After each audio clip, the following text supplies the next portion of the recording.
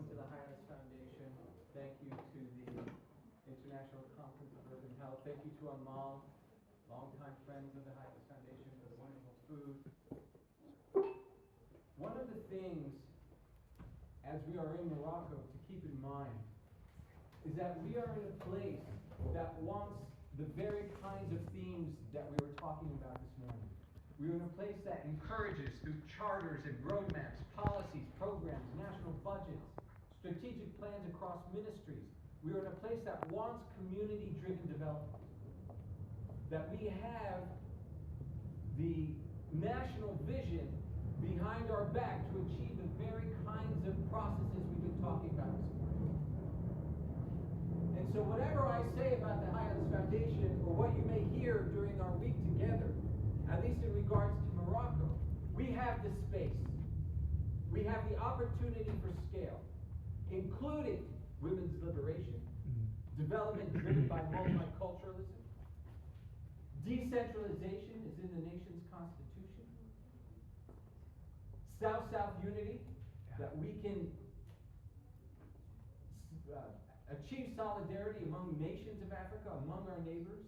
As difficult as all of these things are, we have the policy framework to achieve.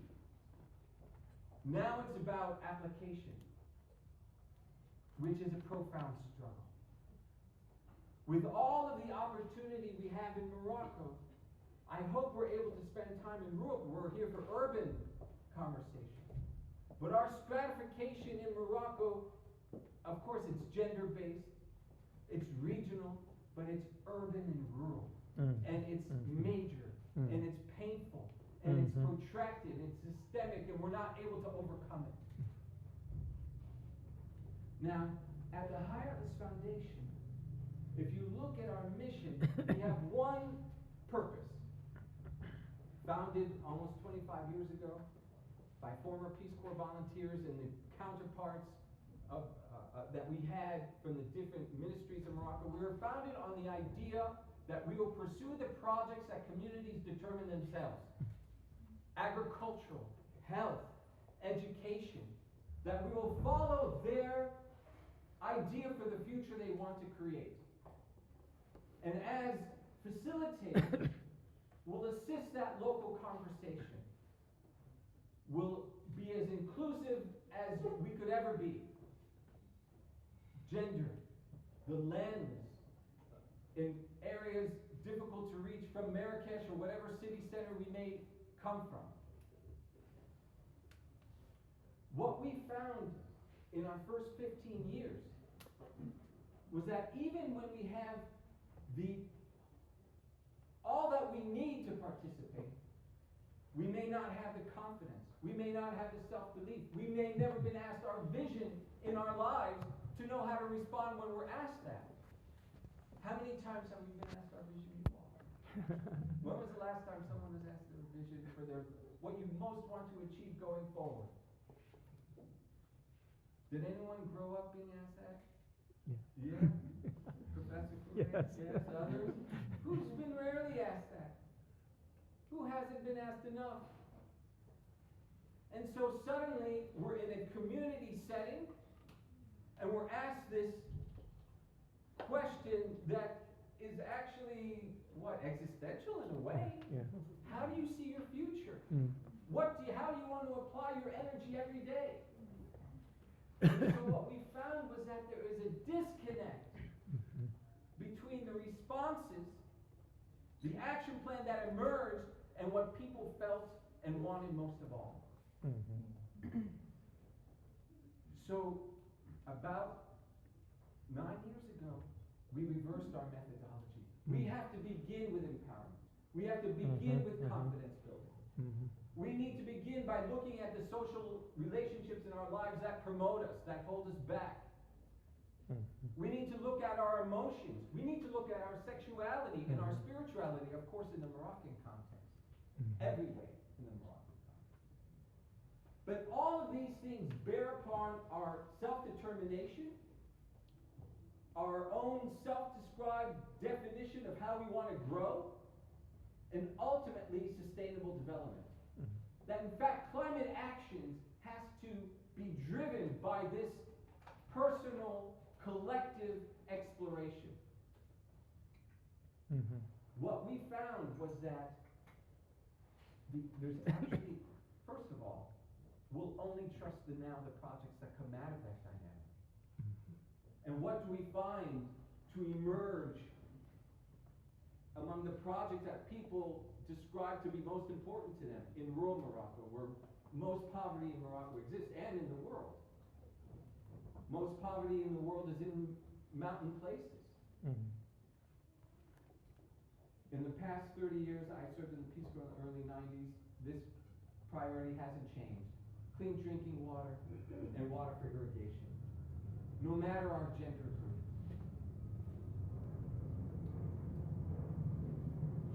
70% of agricultural land in Morocco only generates 10 to 15% of agricultural revenue. Most of the land in Morocco is growing barley and corn in traditional ways. Most of those staples have to be imported. Part of what's keeping people down in rural places is that dependence on barley and corn, and without the means to invest to transition to, thankfully in Morocco, we have 14 varieties of fruit trees that grow organically. We have dozens of medicinal plants that grow wild. And so that also emerges as a top priority of the people. As water infrastructure to assist the people's transition from barley and corn to the far more lucrative organic endemic varieties of fruit and medicinal plants. Now, trees came up this morning. Let me say how we're managing it here. Right now, we support 9 nurseries, 3.2 million trees generated every year. Our partnerships and contracts this year will move it to 5 million trees. Since the start of 2023, that's about 10,000 farming families with whom we've engaged. Morocco is divided into 12 regions. We plant in all 12 regions. There are 63 provinces. We planted in 52, more than 300 municipalities. Now, of course, we're dedicated to water infrastructure. The first time we received significant, relatively for us significant funding for water infrastructure was following the devastating earthquake in 2023. We monitor those trees for carbon offset credits. That took us 7 years to develop that monitoring system. We're now certified with Plan Vivo, based in the Netherlands. There's a lot to say about all these things. But I say this because that carbon offset revenue, that tree planting, the sale, the verification and sale of that credit, now at 40 euros per ton of offset, that's the vehicle through which we can uplift human development more broadly. We plant trees in order to build a clean drinking water system. We plant trees because we have 100 schools in El Haus province right next to us without bathrooms. The trees generate the revenue to build the waste management systems in primary schools. This idea of tree planting over here and everything else over there, I know the idea of integration came up too this morning, but we have to be entirely integrated. That agricultural development in Morocco can be the vehicle through which we uplift human development more broadly. Yeah. Let me just say something about the verification of carbon offset credits. We went with Plan Vivo. Of course, you have the gold standard. You have all these standards for carbon offset credits, right? We went with Plan Vivo because 80% of that 40 euros goes back to, quote, for them, the farmer. We know women, according to the UN, own 1% of property on Earth. Now, are we able at the Highlands Foundation to go through that self-discovery? For us, it's 4 days of personal exploration done in community settings to where we get to a point of an action plan. Are we able to do that in 52 provinces? With 10,000 farming families within a year? Our ability to meet agricultural requests far exceeds our ability to facilitate empowerment everywhere we plant. So we studied the effects of that. What happens when we plant following empowerment? Building nurseries based on people's prioritization, based on the varieties they determine, planted where they decide. And when we simply meet the requests of trees that we receive all around the country. what we found is when we launch with empowerment, for us, it's more than 80% involving women. We see increases in women's literacy. We see increases in girls' participation in education. In rural places, we have a precipitous fall from primary to secondary in terms of girls' participation. And then from secondary to high school, another major drop. So when we plant based on women's empowerment, they decide to plant in where we see increases in girl participation, including, of course, the increases in income from the fruit of the trees and food security. When we plant based on meeting the orders of trees, we see the increases in income, we see the increases in food security. We don't see any increase in women's literacy and girls' participation in education. We send that data to Plan Vivo. And we said, what's the consequences, Plan Vivo, when you, quote, send 80% to the farmer? We saw the consequences in our case.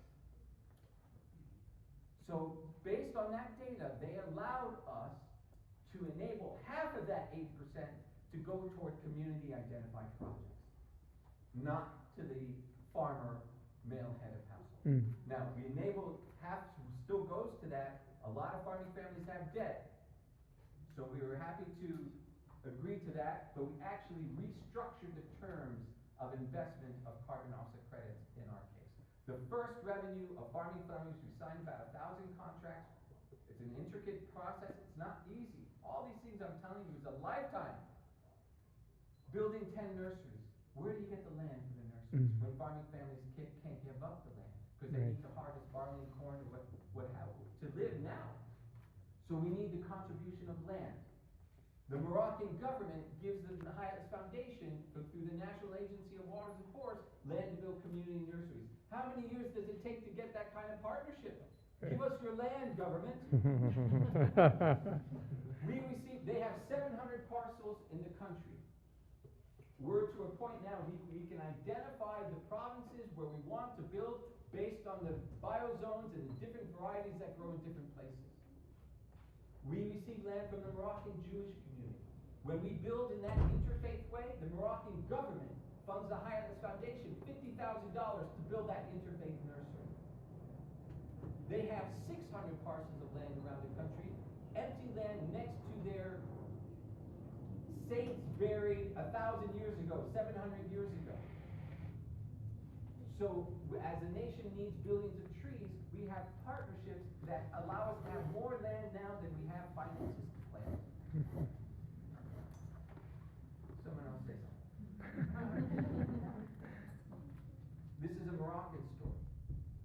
The Islamic government, funding the Hayat's Foundation to build Muslim Jewish regional nurseries for the people in this struggling regional time. Yes. Hello, I'm Valentin. I work here at the IUCH Foundation as well. I'm an intern.